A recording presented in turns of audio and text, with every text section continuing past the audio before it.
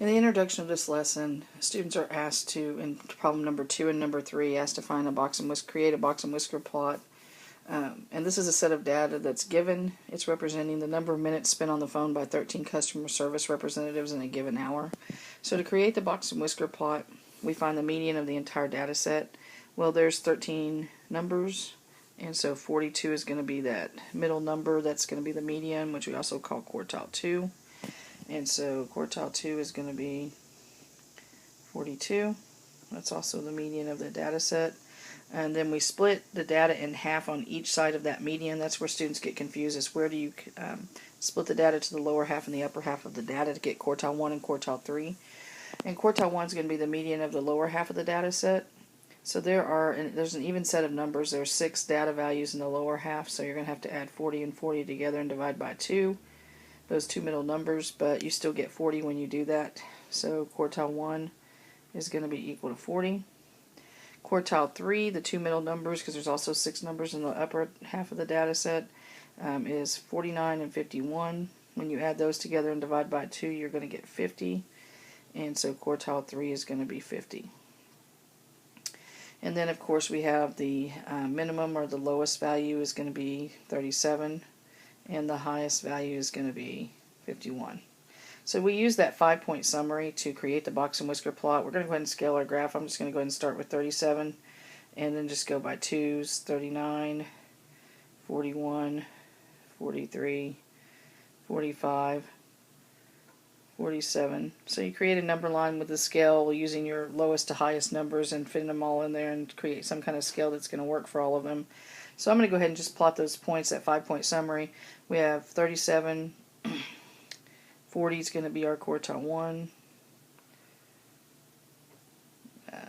42 is going to be quartile 2, which is also our median of our data set. 50 is going to be a point, and then 51 is our maximum. Well, quartile 1 to quartile 3 forms the box. The median, or quartile 2, you draw a line to show the median of the data set, and then the whiskers are drawn to the minimum and the maximum of the data set.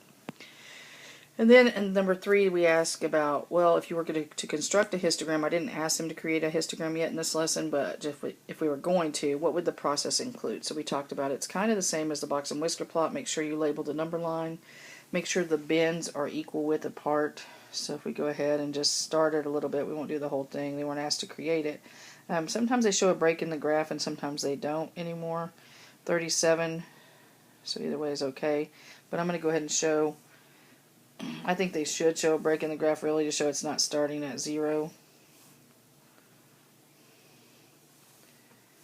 But I'm going to go by 2s just like I did with the box and whisker plot. So 37, 39, 41, 43, 45, 47, trying to make them equal width apart, 49, 51.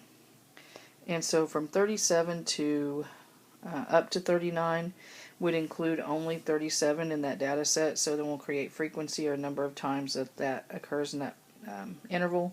So that's going to be, I'm just going to make one, I'm just going to go by ones on the other axis, so 3, 4, 5, and I don't know if it goes any further than that, if any of them are represented more than 5 times. We'll look at it and see.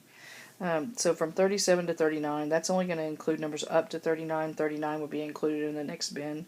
So there's only one number, 37, actually, that is going to be included in that bin. If we had a 38, they would have been included in that bin, but 39 is not, because it's going to be included in the next bin that follows. So 39 and 40 and 40 and 40 are included. 41 would be included in the next bin, so that's going to go up to 3. So 39 was included in this bin, and 40 was included in this bin. You don't write the numbers in there, I'm just showing you what numbers I included in it. And then 41 and 42 is going to be included in the next bin. 43 would go up to the next bin, and so forth. So we have to make equal bins. They need to be next to each other. That's what a histogram is. And just keep on going and putting those numbers in the intervals that they go.